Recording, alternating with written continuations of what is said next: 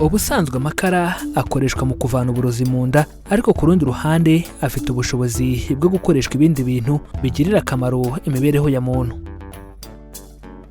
Amakara turi kuvuga hano si yayandi yaka yo mu ziko cyangwa ku mbabura, bitewe n'uko ayo nayo ubwayo aba ari mu bundi burozi bwakangiza umubiri. Ku rundi ruhande ayo makara niyo baheraho ku buryo bayasukura bakayatunganya, ubundi bakayavangamo ibindi bituma akora akazi kayo neza. Amakara tugiye kuvuga hano ni amakara aboneka kwa muganga ndetse no muri za farumasi, kuko akoreshwa nk'umuti udufasha mu buzima busanzwe. Aya makara tugiye kuganiraho yitwa charbon active mu rurimi rw'igifaransa, cyangwa se activated charcoal mu rurimi rw'icyongereza. Mu gukoresha aya makara ugomba kuzirikana ko mu kuyakoresha uramutse utanyoye amazi ubwayo ashobora kugutera umwuma. Iyi niyo mpamvu iyo ukoresheje aya makara uba usabwa kunywa byibuze hagati y'ibirahure 12 na 16 by'amazi ku munsi. Ibi binafasha mu gutuma uburozi busohoka ku buryo bwihuse mu mubiri, kandi bikakurinda kuba wakwituma impatwe. Reka turebere hamwe imimaro 10 aya makara agira ku buzima bwa muntu. Akamaro ka mbere k'ifu y'amakara ku buzima bwacu nk'abantu ni uko atuma amenyo yera. Ubusanzwe usanga amenyo y'abantu yarataye ibara kubera kunywa ikawa, icyayi, amadivayi ndetse n'izindi mpamvu nyinshi.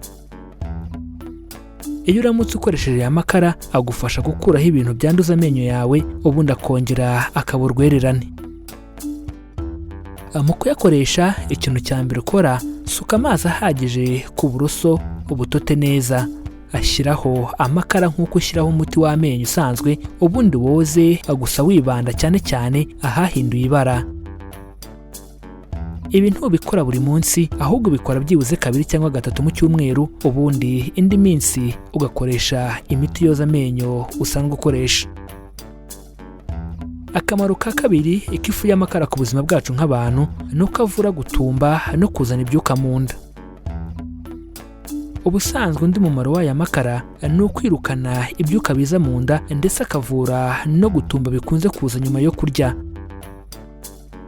Mu kuyakoresha ufata miligarama 500 zayo ukavanga mu kirahure cy'amazi, maze ukayanywa isaha imwe mbere yo kurya, kandi ukarenzaho ikindi kirahure cy'amazi meza. Akamaro ka gatatu k'ifu y'amakara ku buzima bwacu nk'abantu ni uko arwanya uburozi bw'inzoga na hangover. Nubwo amakara adasohora rukoro mu mubiri, ariko burya afasha umubiri gusohora ku buryo bwihuse ubundi burozi bushobora guterwa n'izo nzoga ushobora kuba wanyweye. Akenshi rukoro yonyine biragoye ko yivanga mu maraso, ariko iyo bya bindi biyitiza umurini bisohotse mu mubiri birumvikana nayo irasohoka. Ibi birinda gusinda ndetse no kugira hangover, by'umwihariko n'ibindi byose bituruka ku nzoga ushobora kuba wanyweye.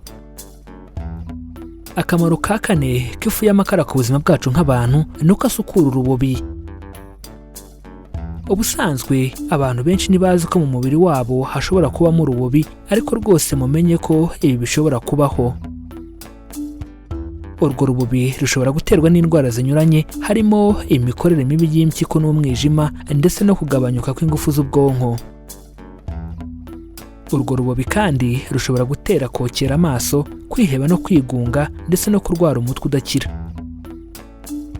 Urwo rubobi rushobora kandi gutera kuruka no guhumeka nabi, ndetse tutibagiwe no kugabanyuka k'ubudahangarwa bw'umubiri.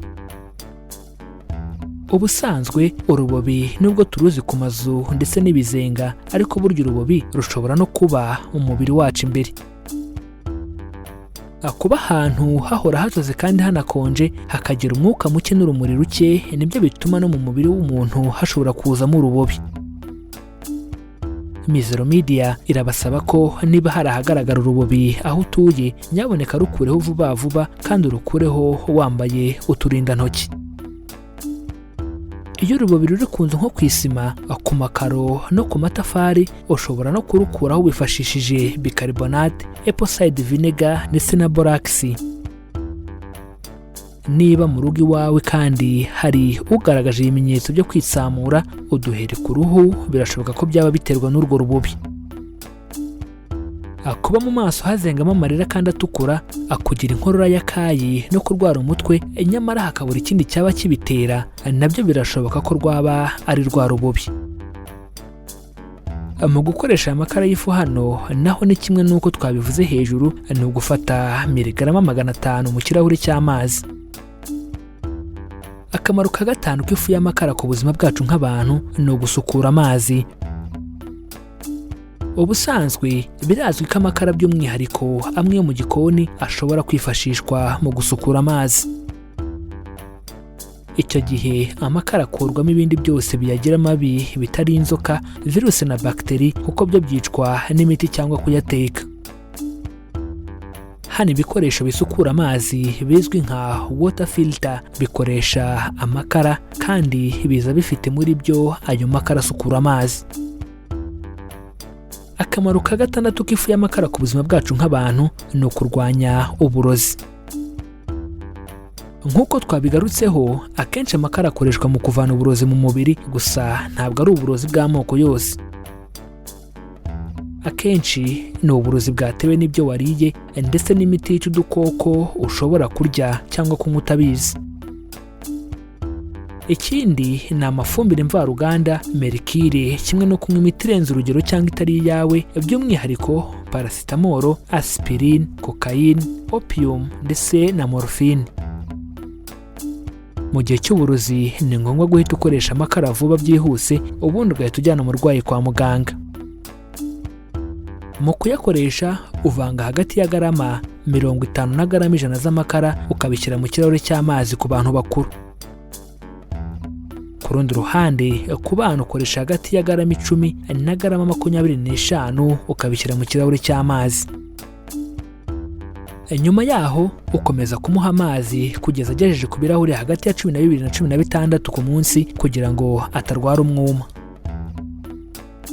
Iyo ari uburozi bwatewe n'ibyo kurya gusa, umuntu mukuru akoresha garama 25 naho ku mwana akoresha garama 10 gusa. Akamaro ka karindwi k'ifu y'amakara ku buzima bwacu nk'abantu ni uko atuma tugira uruhu rwiza n'umubiri muzima. Ibyiza by'amakara ntibigarukira gusa mu mubiri imbere, ahubwo burya n'inyuma ku mubiri agira akamaro gakomeye. Ku ruhu amakara afasha mu kurwanya impumuro mbi y'icyuya, ibiheri byo mu maso, kurumwa n'udusimba ndetse no kurumwa n'inzoka. Hano ariko ntukoresha amakara yonyine, ahubwo yavanga n'amavuta ya kokowa, aya azwi nka coconut oil. Urugero nko kurumwa n'uruyuki cyangwa ivubi, uvanga igice cy'akayiko gato k'ayo mavuta n'akandi kayiko kanini kamwe k'aya makara. Icyo gihe uvanga neza witonze, ubundi ukisiga aho warumwe kandi ukagenda ubikora buri minota 30. Ubusanzwe kuko amakara yanduza aho agiye, ubundi ni byiza guhita uhapfuka n'igitambaro kugira ngo wirinde umwanda. Niba ari inzoka yakurumye, shaka igitambaro gihagije kuba cyajya ahazengurutse aharumwe byibuze inshuro 2 ku buryo kihakanyaga. Icyo gitambaro ubanza ukinike mu ruvange rw'amakara n'amavuta ya kokowa, ubundi ukizunguriza aharumwe, inyuma yacyo ushyireho ikindi gitambaro gisukuye. Nyuma y'ibyo buri masaha hagati ya 2 na 3 wongera ubikora uko, ariko ubanje kubanza kuhoza neza n'amazi meza. Niba ari ibiheri ushaka kuvura, vanga ikinini kimwe n'utuyiko 2 tw'umutobe w'igikakarubamba, ubundi urwo ruvange urusiga aharwaye maze ubireke byumireho. Nibimara kuma utegereze iminota 10, ubundi ukarabe n'amazi meza uyinyuguze neza bihagije. Akamaro ka 8 k'ifu y'amakara ku buzima bwacu nk'abantu ni uko yoza mu nda. Ubusanzwe ibyo turya n'ibyo tunywa bigenda bisiga uburozi bunyuranye mu rwungano ngogozi ndetse n'indi myanda inyuranye. Iyi myanda n'ubu burozi bitera ingaruka zinyuranye mu mubiri, zirimo kugabanyuka k'ubudahangarwa bw'umubiri, indwara z'ubwivumbure bw'umubiri ndetse bishobora no gutera kanseri. Iyi niyo mpamvu amakara ari ingenzi mu gufasha imibiri yacu kwisukura, igasohora iyo myanda n'ubwo burozi byaba biri mu nda. Mu kubikora ukoresha garama 10 z'amakara mu kirahuri cy'amazi ukabinywa iminota 90 mbere yo kurya kuri buri funguro, ukabikora iminsi 2 ikurikirana. Muri iki gihe usabwa kurya gusa ibintu by'umwimerere byonyine birimo imbuto n'imboga, amafi atari ayorowe ndetse n'inyama z'amatungo atunzwe no kurisha gusa. Ikindi kandi ni uko ugomba kwibuka kunywa amazi ahagije kugira ngo utarwara kwituma impatwe muri icyo gihe. Mu gihe bibayeho kurwara impatwe muri icyo gihe, inywa ikirahure cy'amazi y'akazuyazi akamuriyemo indimu n'ikiyiko cy'ubuki buri minota 30 kugeza witumye neza. Akamaro ka 9 k'ifu y'amakara ku buzima bwacu nk'abantu ni uko arinda gusaza. Ubusanzwe nubwo gusaza ntawe bitabaho, ariko hari igihe biza imburagihe bitewe n'imibereho. Gukoresha amakara bigirira akamaro impyiko n'umwijima, bityo bikarinda gusaza no kwangirika k'uruhu. Ibi kandi bikabifasha gusohora ibyatuma umubiri usaza vuba, bityo mu kuyakoresha ufata ibinini 2 ku munsi ukavanga n'amazi ukanywa. Ubusanzwe ibi by'umwihariko ubikora mu gihe hari aho wahuriye n'ibyangiza uruhu, cyangwa ukaba ubizi ko wariye ifunguro ritari umwimerere. Akamaro ka 10 k'ifu y'amakara ku buzima bwacu nk'abantu ni uko agabanya cholesterol. Ubushakashatsi bugaragaza ko gukoresha amakara birwanya cholesterol mbi, ahubwo bikongera cholesterol nziza mu mubiri. Hano ukoresha garama 10 gusa, kandi ntukoresha amakara uri gufata indi miti. Iyo uri gufata indi miti ugomba gusiga intera hagati byibuze y'amasaha 2 hagati yo gufata umuti no gufata amakara. Reka dukomereze ikiganiro ku bintu byo kwitondera mu gihe ukoresha aya makara. Nk'uko twabivuze dutangira ikiganiro, amakara akoreshwa si amakara asanzwe, ni amakara yabugenewe aboneka agurishirizwa imiti. Amakara ubusanzwe ntawubujijwe kuyakoresha, yewe n'umugore utwite ndetse n'uwonsa bashobora kuyakoresha. Ikintu cyo kwitondera ni uko mu gihe umubiri wawe udakoranye nayo, birumvikana ushobora kureka kuyakoresha. Icyakora niba ufite ibisebe mu gifu no mu mara, cyangwa se ukaba uheruka kubagwa mu nda, ntiwemerewe gukoresha aya makara. Hari imiti byagaragaye ko itagomba kuvanga n'amakara muri iki gihe cyo kuyakoresha, bityo banza usobanuze neza muganga agusobanurire imiti udakwiye gufata mu gihe uri gukoresha aya makara. Reka tubibutse ko ushobora kongera gukurikira iki kiganiro kugira ngo usobanukirwe neza kandi ugirirwe akamaro n'ibi tumaze kubaganirizaho. Reka tubibutse ko dukora ibi biganiro tugamije guhugurana no gusangizanya ubumenyi ku ndwara abantu turwara, imiti ivura ubwoko bwose bw'indwara, ndetse n'ibiribwa bikungahaye ku ntungamubiri zifitiye akamaro umubiri wacu. Reka dusoze mbibutsa ko baca umugani mu Kinyarwanda bagira bati abatabizi bicwa no kutabimenya. Natwe tukagira tuti abatarabimenya bicwa nuko batarakora subscribe kuri iyi channel Mizero Media ngo bamenye ko amagara ari ubukungu kandi ko kwirinda biruta kwivuza. Niba utarabikora nyabuneka kandi subscribe kandi ukande kuri iyo nzogera byegeranye, kuko nibwo buryo bwonyine rukumbi buzagufasha kubona ibindi biganiro tubategurira. Ikindi kandi wadusanga no kumbuga nkoranyambaga zacu zose, Facebook, Instagram ndetse na Twitter. Ujya hashakirwa ugashakisha Mizero Media ubundi ukadukurikira.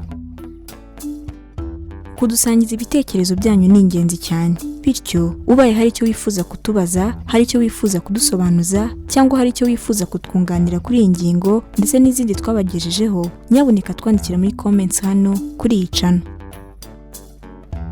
Mu gihe wakunze ikiganiro twabagejejeho, kanda like ubundi ntiwihererane ubu butumwa, ukoreshe ya ubisangiza inshuti n'abavandimwe bawe kugira ngo nabo basobanukirwe uburyo bwo kubungabunga amagara yabo. Iki ni ikiganiro Amagara n'Ubukungu. Ikiganiro mutegurirwa na Mizero Media, ni ikiganiro mukurikira buri wa kabiri, ku wa kane ndetse no ku wa gatandatu. Amahoro y'Imana bane namwe kandi tubifurije kwirinda mbere yo kwivuza.